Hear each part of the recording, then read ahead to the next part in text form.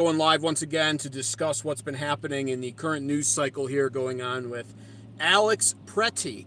More video evidence emerging on the internet showing a guy who looks an awful lot like Alex Pretti, wearing pretty much the same attire that he was shown wearing in the other video footage, doing the same thing that I've accused him of being this entire time since this all hit the news cycle.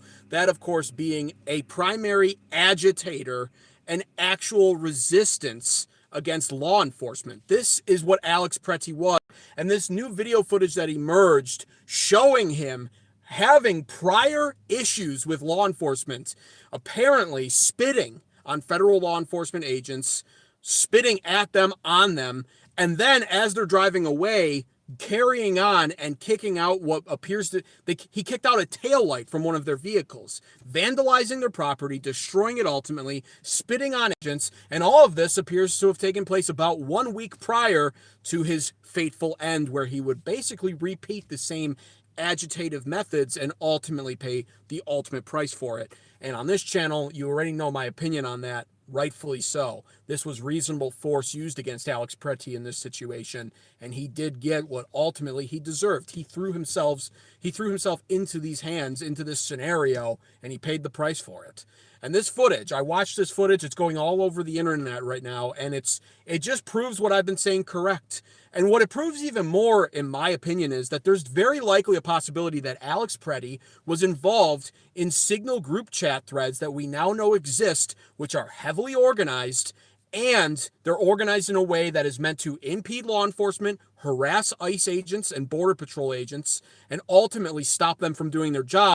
Their job being, of course, the will of the people. And this is what Alex Pretti was, okay? Alex Pretti wasn't a protester. I see some views coming in, some likes too. Thank you very much. Appreciate that. Alex Pretti was not a protester like people say. And it's sad to see Republicans falling for this narrative. I have so many Republicans now popping up on this channel, or at least they say they're Republicans. Who knows anymore? But I just was discussing this with a viewer of mine who said, oh, I'm unsubscribing now. PremP550, I think is his username. I've seen him on my channel. Him and I have agreed on a couple of things. And, he has the nerve to say, well, nobody in my inner circle is talking the way you do about Alex Pretti. They all admit that this is just a massive, grave mistake and tragedy. And it's like, okay, so that tells me you're not hanging around anybody with actual balls who's willing to call it the way they see it. And that's really what this was.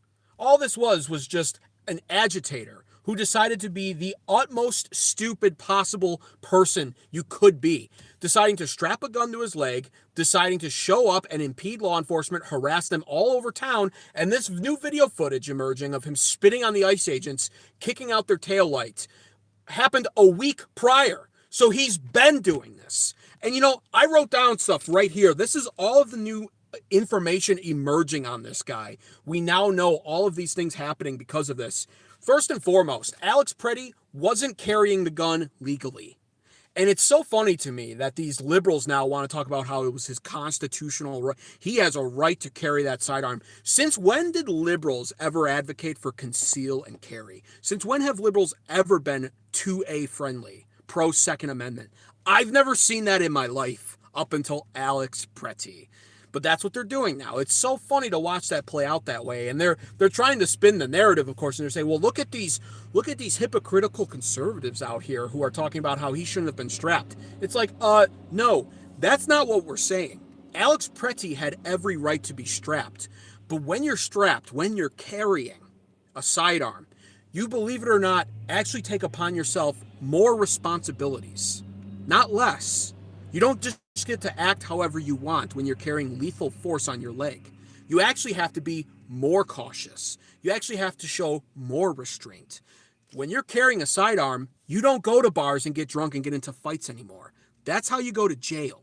When you're carrying a sidearm, you don't swing first in a confrontation anymore, only to then pull out your sidearm and shoot somebody. That happens. And you know what happens to people who do that? They go to jail, prison.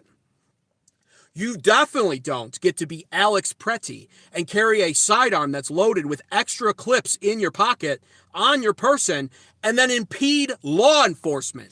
And this is the thing people need to remember, because it's so easy. It's so easy to get lost in the sauce when you're a liberal, especially, and you spend all of your days doom scrolling on Reddit and reading Reddit threads that have sold you a lie that ICE agents and Border Patrol agents are not law enforcement. They are law enforcement. They are federal law enforcement officers. That's what they are. And they have a very specific job. But if you impede them, you are impeding federal law enforcement officers. This is the truth right here. And you certainly don't get to carry a sidearm and then interfere with law enforcement officers. Let me give you a hypothetical situation so you can understand this a little bit better.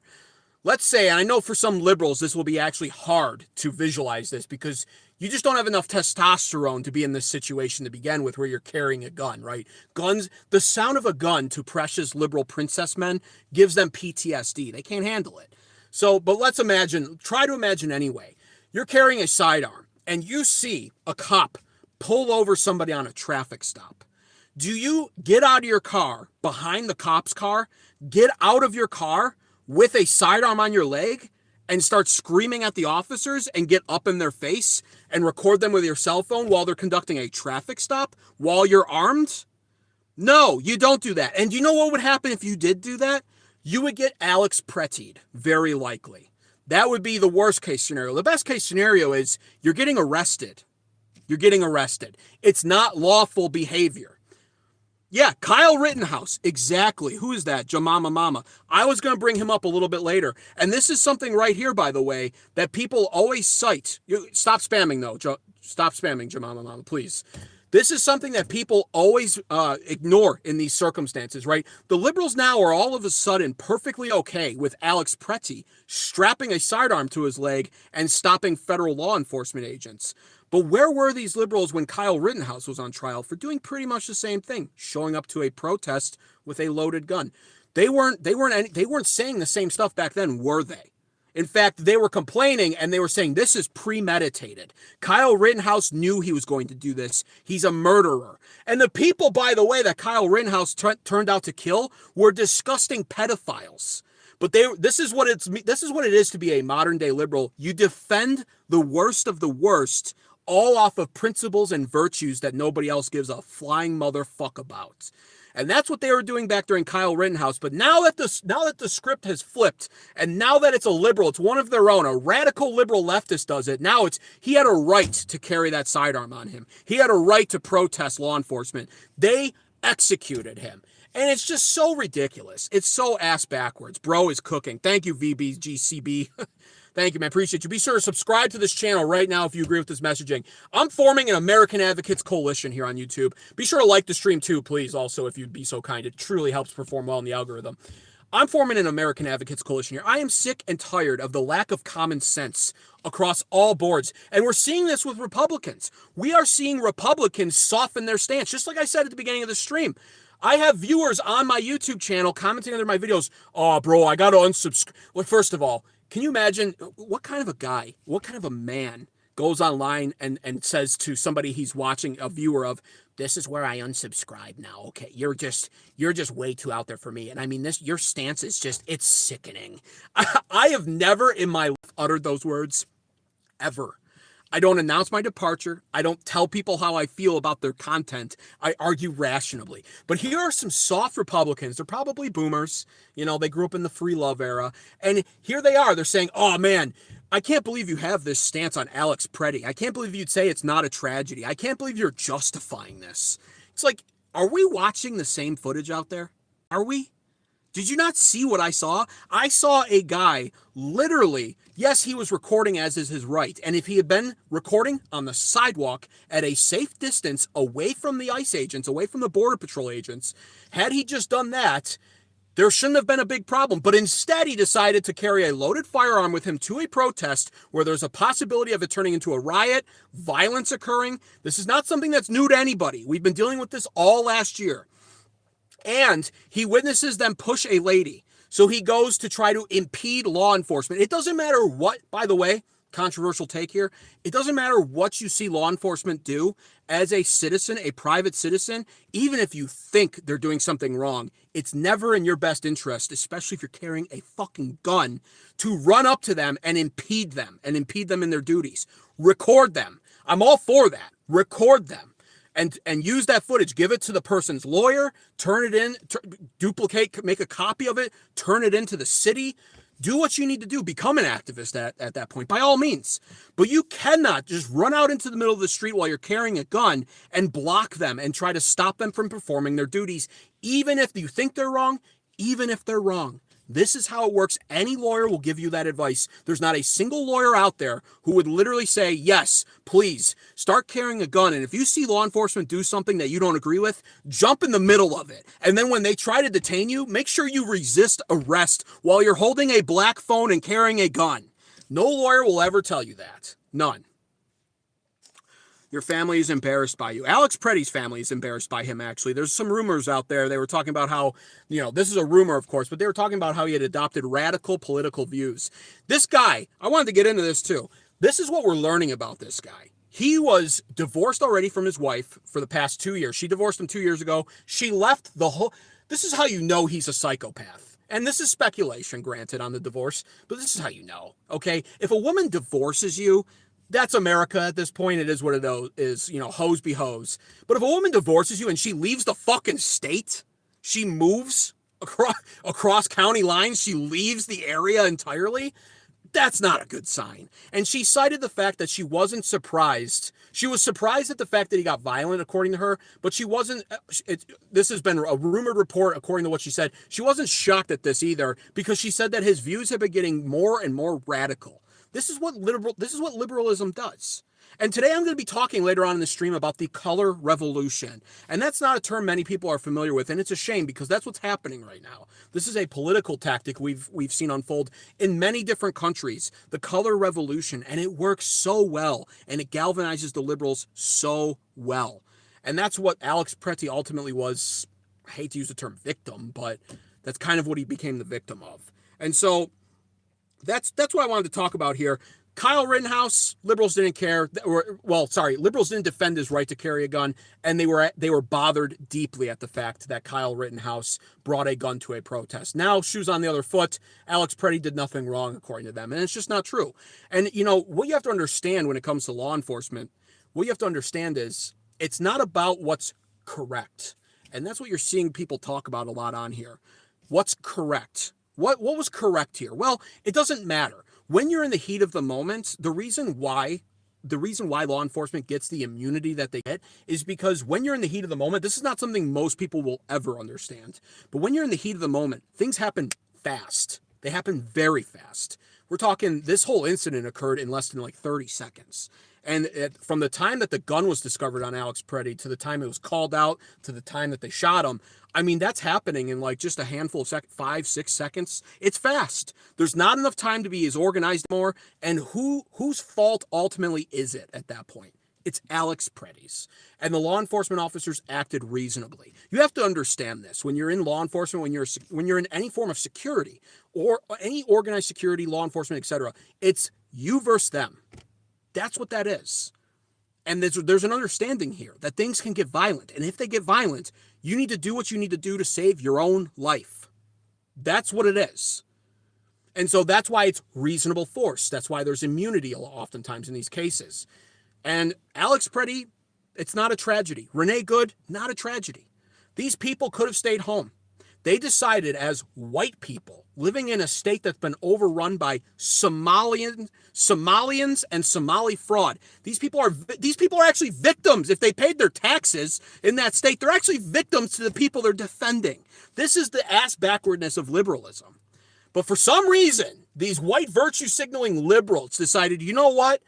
I'm going to give my life for Somalians. And you know what's even worse?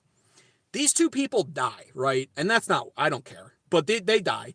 Do you see Somalians picketing now in the streets? Do you see them actively raging against the government, the law enforcement, the Trump administration? Are they out in the streets tearing apart the town over this? No. Because the Somalians don't give a flying motherfuck about Renee Good or Alex Pretti. They actually hate white people. And they hate them. And they hate Americans. Not even just white people. America is not just for white people. America is for Americans. And Somalians hate that. They're fraudsters, they're pirates, they're criminals. That's what these people are. That they're destroying their state from the inside. And you have complicit politicians like Tim Walz, Mayor Jacob Frey, that are happy to go along with it. Absolutely thrilled to go along with it. And that leads me into this color revolution, by the way, because that's really what we're watching unfold right now in a major way. Not necessarily 100% the definition of the color revolution, but mostly the definition of a color revolution. And if you don't know, a color revolution, I actually wrote this down. A color revolution it starts when an activist group, like we're seeing now with liberals, spots weakness in the government. And I'm going to harp on that point right now just for a couple seconds here. That is why I'm so critical of the Trump administration. Now, this man talks facts. Thank you, man. Sandman62, subscribe to the channel. People who are in support of this messaging, you need to subscribe. Please support me just with watch time, views, likes. This algorithm hates me. I speak so many facts, too much truth. The algorithm hates me here. So I need your support. I appreciate it. I welcome people like you. People who actually understand the world for what it is and don't live in some sort of fucking fantasy world like liberals do. So be sure to give the stream a like if you support the messaging too. It helps with the algorithm. Back on point, color revolution. The way a color revolution starts is activist groups who are dissatisfied with the people in power, the government. They spot weakness in it. And that's why I am so critical of this Trump administration, and particularly of people like Pam Bondi, Kash Patel, and even Dan Bongino, who ultimately wound up pussying out and quitting anyway. Because if there's weakness when it comes to law and order and justice, you get the makings of a color revolution. The activists spot the weakness and they see an opening. They smell the blood in the water and they go, you know what? We can do something about this to possibly, and what it's really all about is overthrowing them. It's about usurping the power.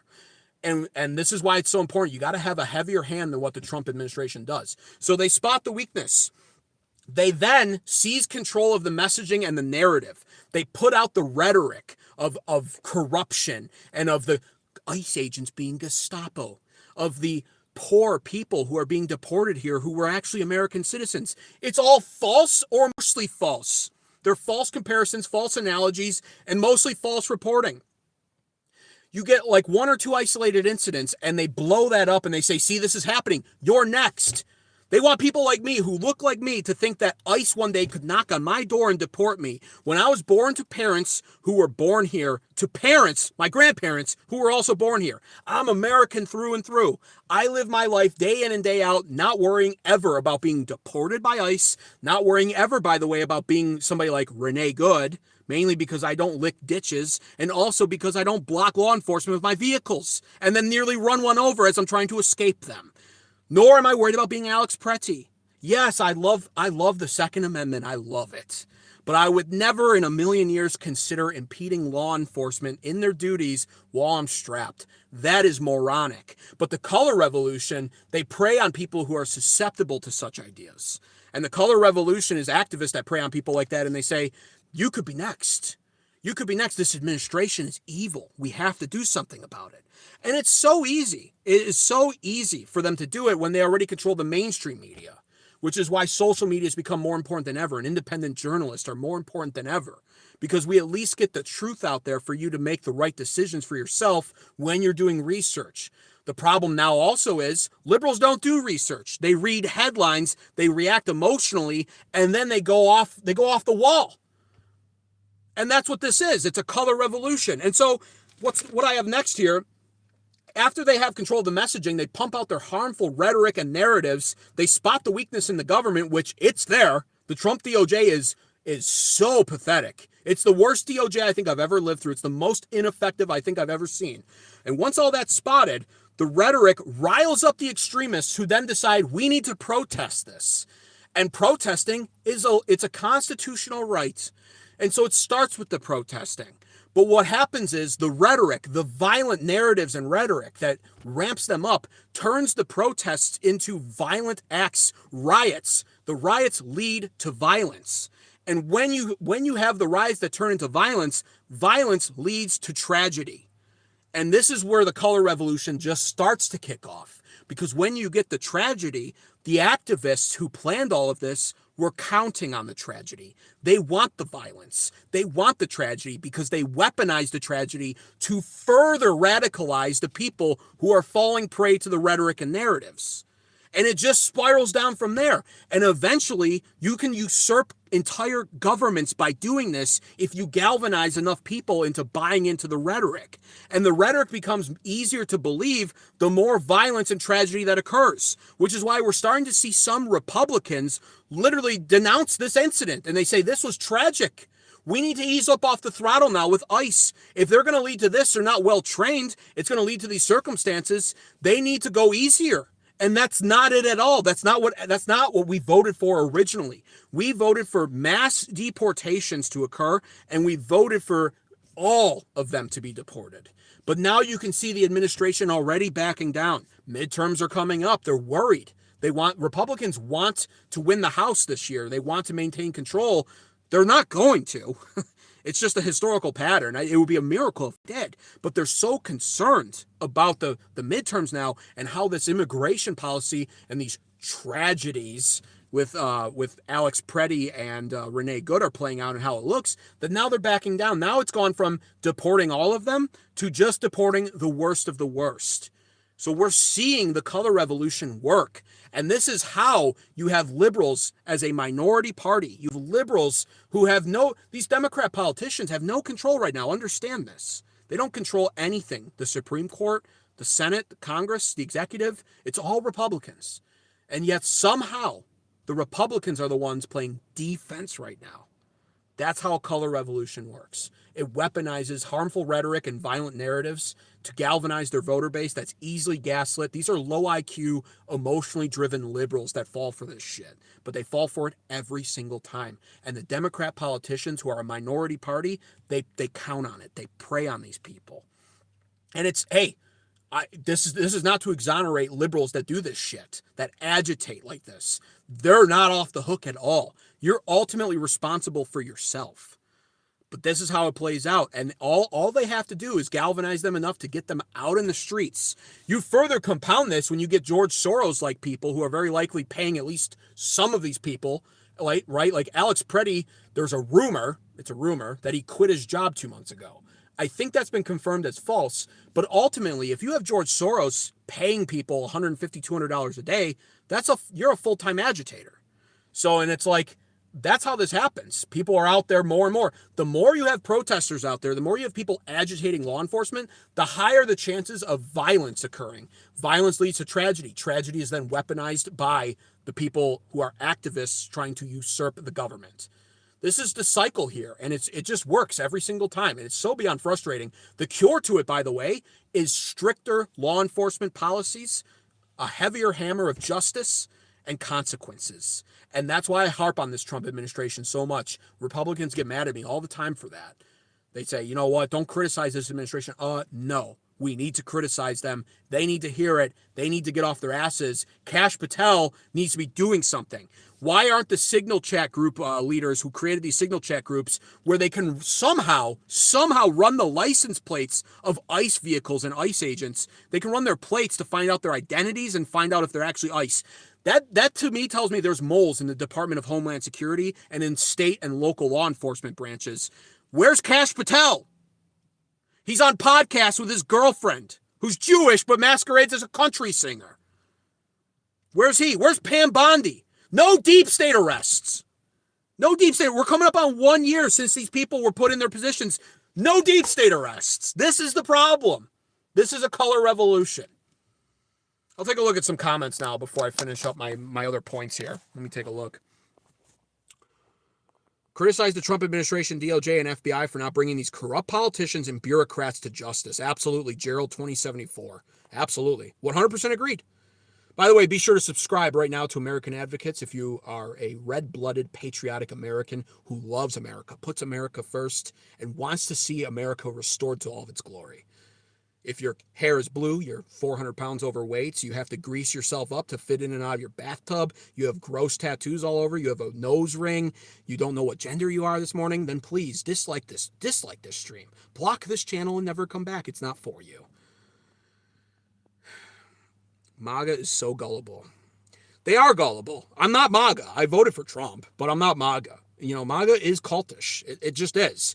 And it's cultish because if you criticize Trump, MAGA's against you all of a sudden. It's like, no, you actually, believe it or not, it's more incumbent upon you to criticize the politicians you vote for. It's like, I criticized Biden when he was in office for so many things, but I wasn't on YouTube back then. I just created this channel a few months ago, really. But it's like, you can criticize the obviously. You can criticize your opponents, but really, it's more responsible for you to criticize the people you vote for. Like, that's actually important. That's what makes you more virtuous, in all honesty. That's what makes us better than Democrats. So, your cure is exactly right, says K Balam 28. Exactly. It's not hard. Okay, let me put this back. It's not hard. The cure is not hard. It's not easy. It's not hard to deduce. Consequences. Okay? That's the answer. Consequences. That's what's missing here in this equation. And it's sad. It's sad to watch all of this unfold. It's actually frustrating, right? And this is the thing too. Hey, Keystone Liberty's in here. Pam Bondi and Kash Patel are the best Democrats in the Trump. Absolutely, man. Thank you. Thanks for stopping by again, Keystone. One of my longest, most loyal viewers. I appreciate you, man. Appreciate you. Be sure if you subscribe, by the way, be sure to turn on post notifications so you get notified. It really helps. Listen, it's sad because it's frustrating. That's what I was saying. It's frustrating because what Trump is doing, by the way, by not really truthfully fixing the cost of living. That's actually a factor here as well for what I'm about to say. Cost of living is not great yet. It could be another year before it is. It might not ever get fixed. Deflating prices is actually very hard. But with the cost of living being bad, the economy not being great for young people, right? If you're a 70-year-old boomer, you bought your house in 1981 for 17 grand, it's now worth $581,000, and you have all your portfolio is wrapped up in the stock market, you've bought precious metals. To you, the economy is fucking wonderful. But if you're millennial, Gen Z, you're looking at this economy right now and you're thinking, gee, will I ever own a home? I can't find work. I'm being replaced by Indians on H-1Bs because they're technically more qualified than me, I guess. On their lunch break, they eat cow shit pies and they throw their trash in the rivers and pollute them. But somehow they're more qualified than you. They're making something that's going to replace you even more. It's called AI. You're severely underpaid. Wages hasn't kept up. Everything's going up in price. And on top of it, a color revolution is breaking out in these states. The Democrats are somehow winning on the battlefield, the political battlefield. The Trump administration is doing nothing to stop it. We're not getting justice. We're not getting deep state arrests. This is how a revolution starts. This is how a revolt breaks out. And I don't want to see that. I literally do not want to see that. We are not in a good position right now globally when it comes to the ramifications of that. We cannot really afford such a broken apart nation. And I don't advocate for unity. You take one good look at the left and you realize unity is not possible. What I advocate for is for this Trump administration to squash the political op on the political battlefield, meaning we destroy them from an ideological standpoint. And Trump is just too soft. He's too cucked for that. It's really what it's coming down to. I mean, he's trying to... Listen, there's more news that came in today. He made a deal with a Democrat governor. And I covered that on my stream yesterday and how outrageous it is. Tim Walz demanding impartial investigations into the agents who shot Alex Pretti. Okay, fine. I guess that's procedural, even though I think it's bullshit and the officers acted completely reasonably. Fine, give it to them. I understand that one to a degree. An investigation for a shooting should always happen when you're in law enforcement. Same with Rene Good, he demanded it. His second demand, though, he demanded, bear in mind, this is a minority party we're dealing with here, the Democrats. They control nothing right now. Yet here's Tim Walz as a governor demanding from the president terms and conditions of the president's surrender, which is what we saw. And he demanded that Trump pull out more ICE officers, more Border Patrol agents from his state. And now Nick Sortor, independent journalist, is reporting from the inside, apparently, that Border Patrol agents are staying in the state. ICE officers are pretty much leaving it. And the Border Patrol agents have been instructed, you see them out in their SUVs. I have them here in my town. You see them out all the time. They're going to run plates, obviously, at red lights, stop signs, in parking lots. They're being instructed now that if they run a plate and it comes back that the person's possibly illegal, 9 times out of 10, they're being instructed, according to Nick Sortor, to not stop the person or make any arrest. No deportations. I said this in the stream yesterday. Mass deportations have already ended. The midterms are upon us, and the Trump administration is too afraid of the Republicans losing the midterms, and they're too afraid of the image that's put out now when it comes to mass deportations to continue them. And you have these tragedies like Alex Pretti and Renee Good, and now it's like, that's it. It's game over. Now you're in a position where we watch the president of the United States of a fucking America, the ultimate position of power, bending the knee to a governor of a state. That's really where we're at in all this. And it's honestly ridiculous. Tim Walz also reportedly made the demand for Trump to stop the campaign of retribution, he called it, on him, on Tim Walz. Stop investigating me, basically. And apparently Trump agreed to that too, all in exchange for Trump and ICE to have access to these state prisons and jails in Minnesota so that they can deport the worst of the worst. And that's the ultimate compromise that's being made here now. And it's ridiculous. There should be no compromises being made with these people. They're not in any sort of position of power. Stop doing that crap. Tragedy is disgusting. You're disgusting. Get the fuck off my channel, Christy. You fucking... Listen, if you're a woman, don't ever lecture me on anything, okay? You need to sit down, shut the fuck up, make a sandwich for your husband. In fact, go find him and have him slap you. I think Biden did pretty good. Yeah, okay. What is that? That's hilarious. Christy, shut the fuck up, says Sam Man. Absolutely, yeah. Get the fuck off this. Get off this stream.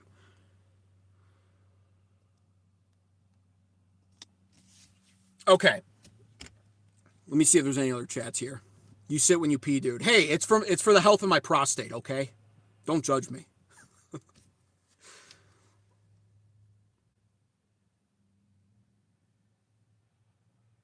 Will Pam Bondi release GTA 6?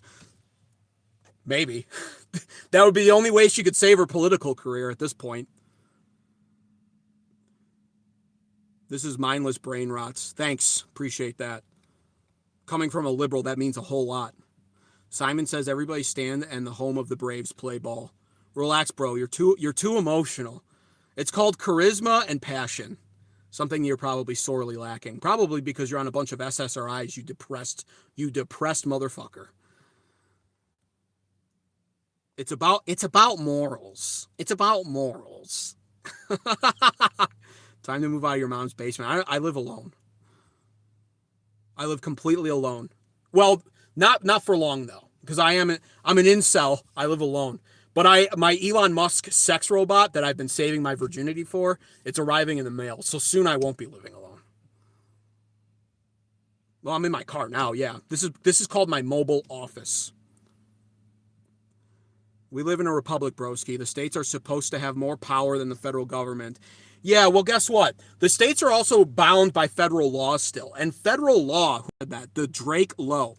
Federal law, believe it or not, I know this is going to be a hard one for liberals to understand, because nowadays the liberals have decided under this weak Trump administration and weak Trump DOJ, liberals have decided that if you don't like a law, you can just ignore it. And the fact of the matter is that's actually correct if consequences aren't being administered and handed out, which they're not. But the way things normally work, the Drake Lowe, is that federal law supersedes everything. And if federal law is not being observed by the state, you invoke the Insurrection Act, which is what Trump should have done in Minnesota.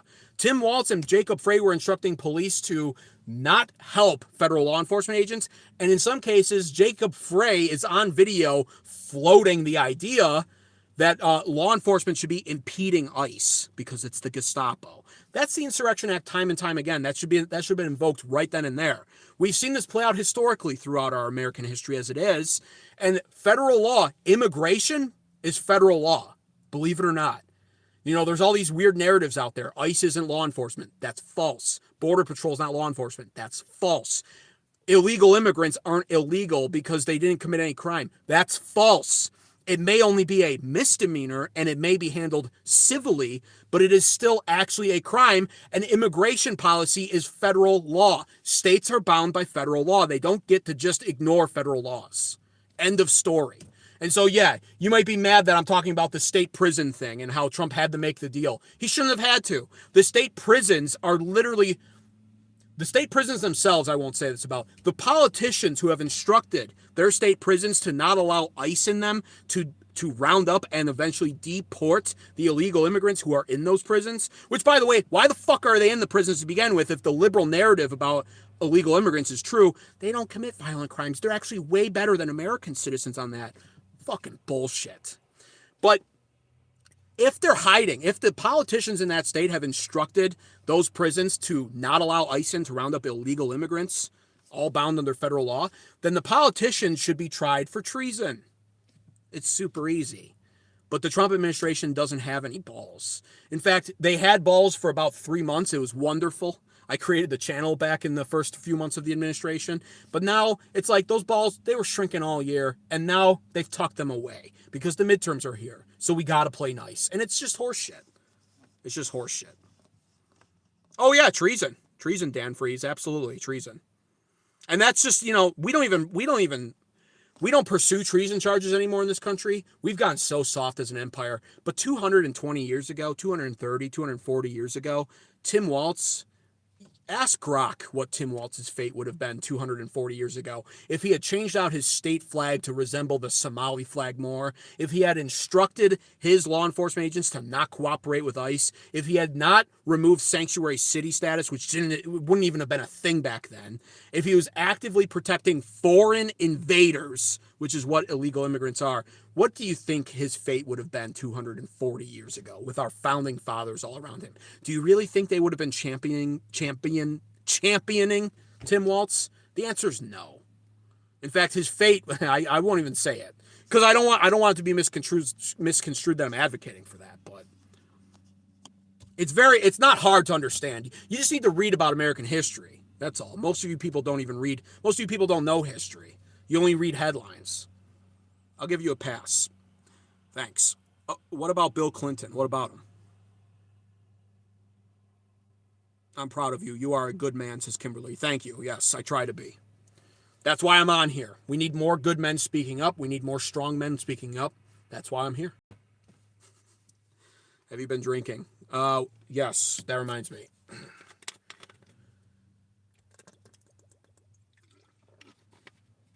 Mouth's getting a little dry. If I do that, I'll die. If I quit drinking, I'll die. Anyways, that's what I wanted to get on here to say. Honestly, fuck the conservatives for being all soft on this shit, too. That's the final thing I really wanted to say here. If you're a conservative, you need to understand something. Mass deportations is what you voted for when you voted in Trump. It was one of the key chieftain principles he ran on, one of his most major campaign promises. He won the popular vote, and he's on a mandate. He has an actual mandate to do this. And you voted for it. And mass deportations is a massive mess right now because of the Biden regime. Biden allowed in very likely 12 to 22 million illegal immigrants. It's actually not possible in the next 3 years now for Trump to deport all of those people, but he needs to deport the most amount of illegal immigrants out of this country as possible. And when you're dealing with that amount of that large amount of a number of illegal immigrants, it was never going to be an organized, gentle, peaceful process. You have to understand this. It's a mess. And when you clean up a mess, it gets messier first before it's clean. I said this yesterday. It's very easy to spill a gallon of milk off your counter onto your floor and walk away and do nothing. That's what Biden did with immigration. He opened the borders. He allowed them to stay open. People poured in. It was all by design to control the census count and to influence our future elections, create a uniparty. And then he left. He left office. He didn't even bother cleaning it up. He didn't even try. That's easy. You can break things easy. You can make a mess easy. To repair something, to clean up something, that's trickier. It's not simple. It's not as simple as breaking it. And so it was always going to get messy like this, especially because I just discussed the color revolution and how that's being used against this Trump administration by liberals, the color revolution tactics. And so this was always going to play out this way. You have to accept that. And Republicans, for some reason, some of them have decided to be soft, and they've decided to virtue signal and cry about this like liberals, this Alex Pretti thing. It's soft. It's completely soft. It's cucked. Don't be cucked. Our Republican politicians are already cucked. We don't need our Republican voters being cucked. You got to do better than that.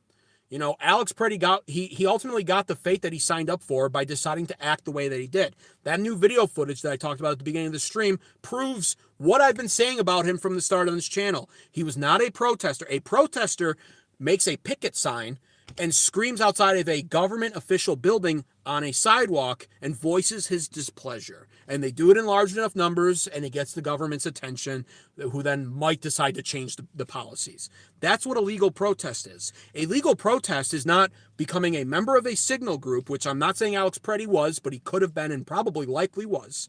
You become a member of the Signal Chat group, which is following ICE. They have people working day and night in these groups, hundreds of people in these Signal Chat groups, reporting constantly on the whereabouts of ICE, law enforcement agents. This is not lawful. They're reporting on their whereabouts. They have people on the inside who can run the license plates to confirm it, and then they harass them. And they get out and they impede law enforcement. There's reports coming in that some of these groups are training people to actively resist ICE, how to actively resist them, how to impede, how to break apart their grasp. I mean, I've seen the photos. It's getting absurd. And where's Kash Patel? I don't know, but he needs to be doing something about it. You don't get to do that, though, that's not protesting. That's agitating, that's harassing, and it's impeding. All unlawful and, in some cases, illegal. And that's what Alex Pretti did.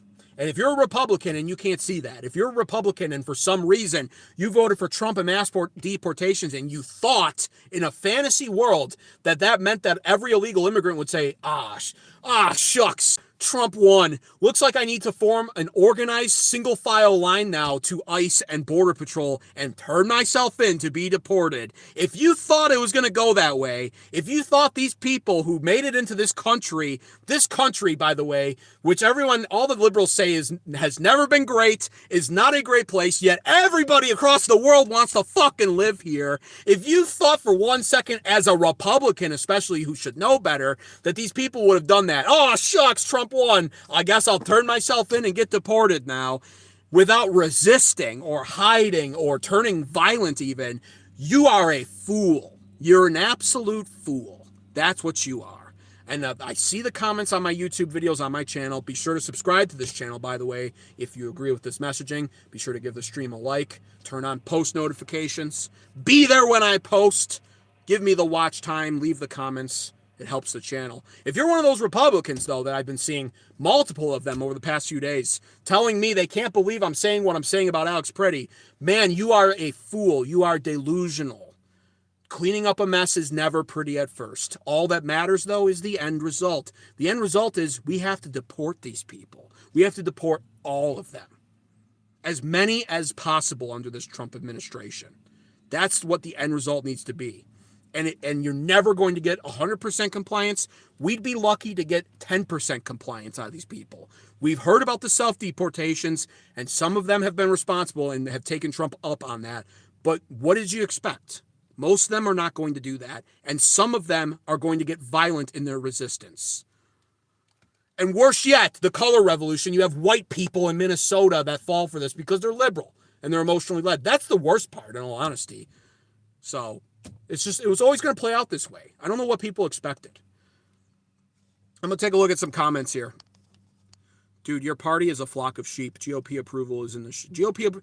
Listen, it is my party, but I want better out of my party. They're not going far enough. Unfortunately, too many Republicans don't have the stomach to see what they voted for. Exactly. Who's that? None you business. 2342. Exactly. I appreciate that. Let me see. Republicans don't have the stomach to see what they voted for. What did they think forced deportation would look like? Bingo. I mean, it's like, this is a no-brainer here.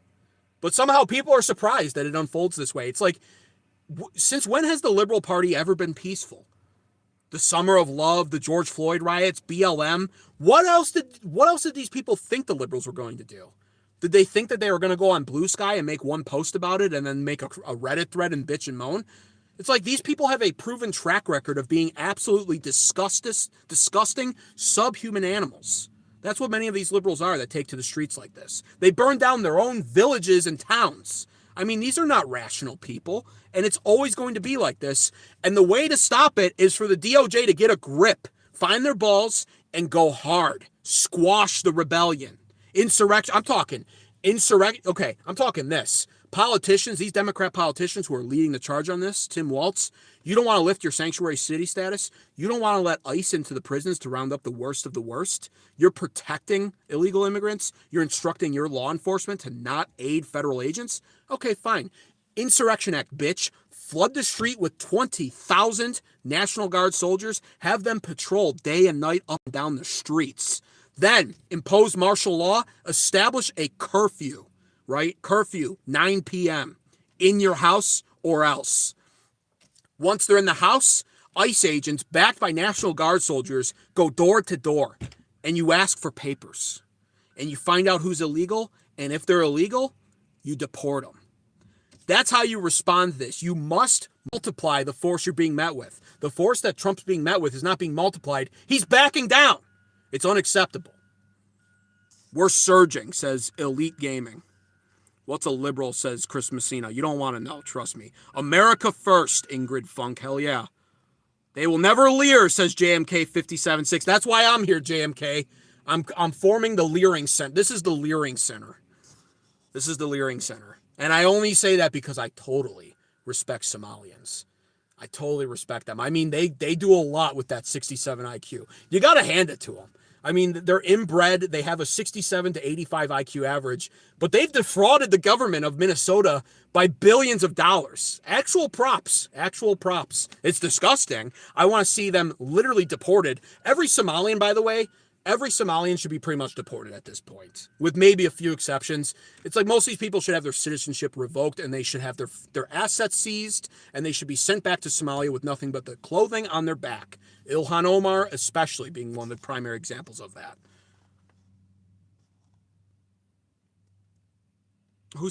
Me? Babe, you're brown. I'm not brown. I'm white. I'm white. Trump is playing chess. I don't always agree with that, though, Ingrid Funk. He's not playing chess over here with immigration. He is, but he's playing it all wrong. He's playing chess when it comes to midterms, and he's going to lose. He's going to lose. I don't buy into the 40 chess stuff. I've said this before in prior streams. I'll say it again. Trump is a great tactician, but he's not a great strategist. And you need to Google those terms and understand there's a big difference between the two of those. Trump has great tactics. It works. That's how he's the president. He rattles the cages. He riles up the liberals. And he imposes the art of the deal, which is great in a lot of cases, but not always appropriate. And when it comes to strategy, though, there's never a strategy with Trump. And that's the problem. That's why we don't get the follow-through out of him that we really are asking for. The border wall, do you think the border wall is going to be built after these next 3 years? I don't think so. Maybe it will be by some miracle, but I doubt it. It wasn't finished his first term. It won't be finished this term. Do you think we're going to continue to get mass deportations with midterms coming up? I don't think so. There's no follow-through. There's no strategy. He knows what he wants. He has good instincts, and he has good tactics, but he doesn't have any good long-term strategy. And it's why it always seems like he's a taco.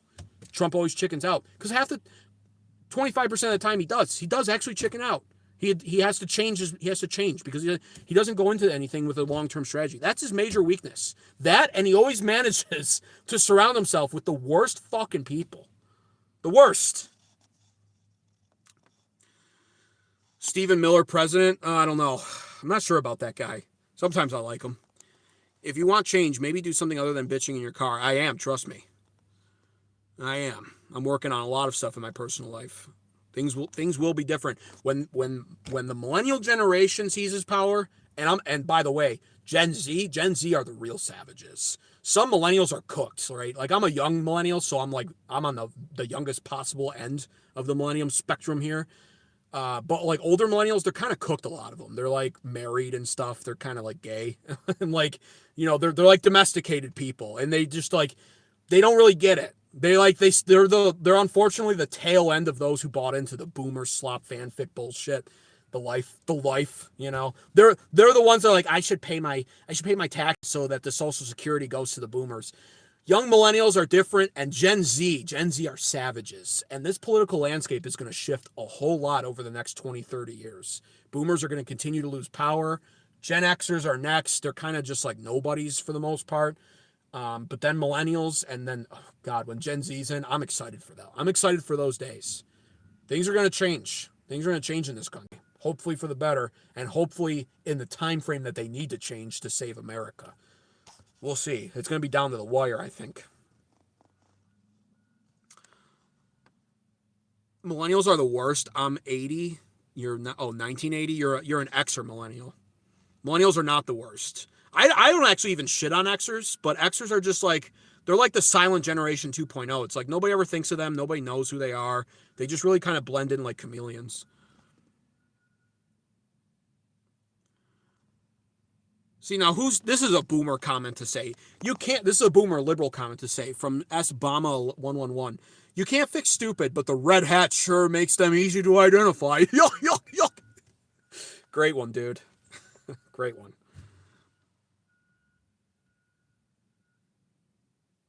So you literally realize this is destroying the economy, says Caroline something or other. What are you talking about?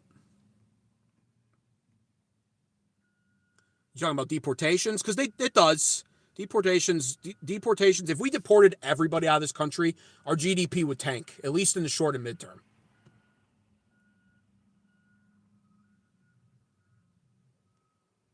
You have a mortgage. Okay. It's truly amazing that you were the strongest swimmer your father had. Thank you. Appreciate that. More boomer jokes, too. They cost so fucking much. Oh, yeah, I agree with that. Well, listen, there's no way around this. Illegal immigrants being here cost us roughly $450 billion a year, okay? So it's like you don't win by allowing that. Plus, there's hidden costs with them. They occupy space, they consume our resources, they buy up our food. They're a big part of the problem for our cost of living as well. It's a double-edged sword. That's what I mean by cleaning up the mess gets messy. It's not even just about the violence component that breaks out as a result of this. It's about just the fact that they all exist in this country. These people are all living somewhere. By the way, you ever ask yourself this? At least where I live, this is true. I don't know. Maybe it's different where you live. You can chime in the chats if it's true. Where I live, I don't see any homeless illegal immigrants. That's just me. I see homeless veterans, which should never be a thing, and I see plenty of homeless, probably Americans. I don't see homeless immigrants, illegal immigrants especially. I don't see that. So they're occupying space is my point. They rent. Everywhere they rent is one less apartment for a young person to rent. Every house they live in, and somehow maybe even own, is one less place for an American to have. Every job they get is one less job for an American. Everything they buy is less goods for Americans to buy. This is a problem. It's a big problem. They gotta go. They're not welcomed here. Gen X ain't shit, said Puff Caddy. I mean, they're really not. Like, I'm not shitting on them. They don't bother anybody, Gen X, I feel like. You know, they're kind of tech savvy, too, a little bit, to at least some degree. Right? Like many of them developed computers and started getting those tech jobs. So it's like at least when Gen X is the old time generation and not the boomers, you won't have to worry about people standing there at the grocery shopping aisle with the credit card in the slot. It's dinging 80 times. They're like, should I remove the credit card yet? Holding up the line. Like those days are coming to an end now. Gen X won't be that bad at least, but yeah. The fact that they ain't shit, I agree with that overall. I mean, what have they ever done? They bid low with slave labor, says Elite Gaming. Dude, this is the thing. This is the whole narrative. And the liberals it goes right over their head. Liberals will literally sit there and they will tell you straight up, they will say shit like, well, who's gonna pick our crops? Who's gonna clean your toilets? Who's gonna manage hotel industry, the maids of our society? Who's gonna do the landscaping? It's like, do you not understand what you're saying? Do you not understand that you're making the same liberal Civil War argument that was made all those years ago on why we should keep slaves? And it's like, no, well, they're paid though. It's like, yeah, $3 an hour. Okay. I mean, it's just modern day slavery. And it goes right over a liberal's head. It's like, you don't even understand how elitist that sounds. And you don't understand it because liberals are narcissists. So the mirror never gets held up to themselves. They're always just saying what they think sounds morally upright and what comes across as virtuous. Anytime you ask a narcissist, which is more often than not liberal, to have some depth and introduce some critical thought, they can't do it. It's all emotional vomit with them. Get the politicians who are stealing our tax dollars. I agree, JMK. Listen, I always end every stream by saying this. I'm going to do it right here, right now, again, to that comment. If you're a good person, you should heavily consider running for office. This is a message that I really want to put out here. I'm trying to form what I'm calling this American Advocates Coalition. This country needs to be saved, and it's not going to be saved by our current politicians. They're just not cutting it. Our current politicians are not cutting it. And it's mostly because of corruption. It's mostly because of foreign interests, foreign lobbies, special interest groups. Our politics have been severely affected by greed and money. And it's like big pharma. That's another one. What we need is for good people to stop being intimidated. And I know the quote is better to be a fisherman than to meddle in the politics of man. But at some point, you have to take a look at what's going on in your own country. And you have to realize it's because our government and our political systems are failing us all. And the reason why it's failing us all is because not enough good people are running. Politics attracts power-hungry people. And if only power-hungry people ever run, we're going to continuously get the same result we're getting, and it's going to get worse. It doesn't have to be that way, though. And so if you're the person that finds yourself in church on a Sunday more often than not, if you're the kind of person that believes in God, or if you're the kind of person that even recognizes that the belief in something that's religious and morally upright is good and beneficial to society, if you're the kind of person that believes that America can be saved, if you're the kind of person that believes that this country's worth fighting for, but you didn't join the military, or you're too old to join the military, or you don't want to join the military for some reason, get involved politically. And it's very easy to do at a low level. It's unfortunately very hard to do at very higher up important levels, but we all got to start somewhere. And if you're not willing to be a politician, that's understandable. Most people still shouldn't be, even though I'm advocating for more people to be. Most people still shouldn't be and won't be. Get more involved politically at a local level still. Ask how you can help out when it comes to people who are running in your area, who you like or who you think would be an added benefit to your town. There's town council, there's the school board. This is where it all starts. And we need more good people focused on these things. You see all these videos, these viral videos of school board members, and they're pushing the trans stuff, and they're pushing lap dances for children and these books. And it's like, that's because scumbags are running for these positions and they're getting them. It doesn't have to be this way. But we all need to rise up and unite against that. We need to do something about it. It's like Michael Jackson always said, you got to start with the man in the mirror. And we have to be the change we want to see. It's going to take that. Throughout all of my early 20s, I always knew I had an inclination for politics. Once I got started, even back then, I couldn't stop talking about it. And it terrified me. I'm going to be straight up honest with you. It used to terrify me because I used to look at it and go, it's a headache. It's potentially dangerous. It ruins your reputation to some degree, right? Like when you're like 20, you're like, man, I just love everybody. I'm just living my life. I don't want to get political and be outspoken. That'll like polarize people. But very quickly throughout my mid 20s, my late 20s, I'm like, man, no, this is bullshit. Something needs to be done. Something needs to be said. And so that's where I'm at with that. And that's where most people need to get with it. Start speaking out more. Don't be afraid. The way we stop a lot of this on our end is to speak out against it. Just the act of speaking up is crucial. So many Republicans are controversy adverse. They're confrontation adverse. We got to stop with that. We got to call things for what they are. And if it's upon you, if you're feeling the call, get politically active in some way, shape, or form. That's what I recommend. Good man says people in chat making threats. The way of old is here. Free speech. Libtard alert on chat. I know. Listen, I don't have any moderators.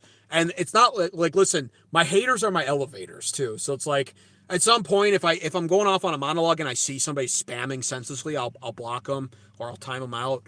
But like, I'm also kind of a free speech absolutionist in all honesty. I'm not very bothered by like personal attacks. It's like, I don't respect I don't know these people. So it's like, they can say whatever they want. I literally don't care. I'll go back and read some of them. I'm laughing my ass off half the time. So I'm not bothered by it. But at some point I'll get a moderator in here. I'll get one of my buddies to help out or something. And I'll have them like free up the chat a little bit more for the people who are actually smart and contributing and leaving good chats that I want to read.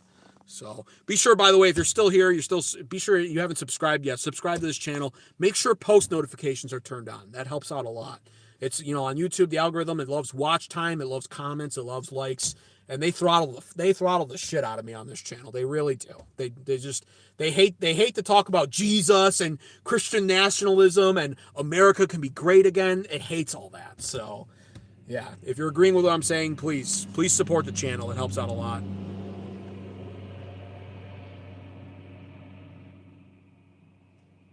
Whose land is it? It's our land. We conquered it. It's so funny. I have to address that issue every time I go live. It's like, do you not understand the way the world works? Have you never read history? We literally conquered it. Hang on. Do I have a super chat here, it says? Did I miss out on a super chat? That's totally my bad if I did. How do I see that?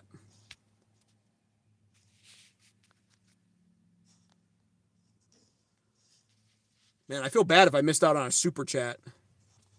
Because it says I have a super chat, I think. Damn. I can't believe I might have missed that.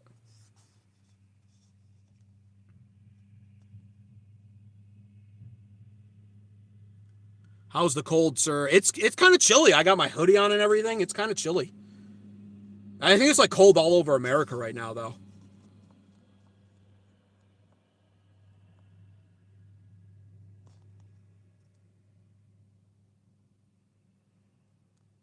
All right. Apologies if somebody super chat. It looks like I got a super chat. I might have missed it though, so apologies if I missed it or something came in. It says I got money, so if I missed that, I'll be better about that in the future. Anyways, I just want to leave you guys off with that messaging. You know, we can save this country, and that's why this channel exists, is to report on what's actually happening. I appreciate everybody who tuned in today.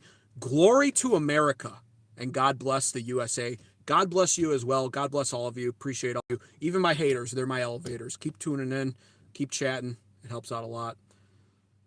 All right. God bless. Take care. Have a great evening.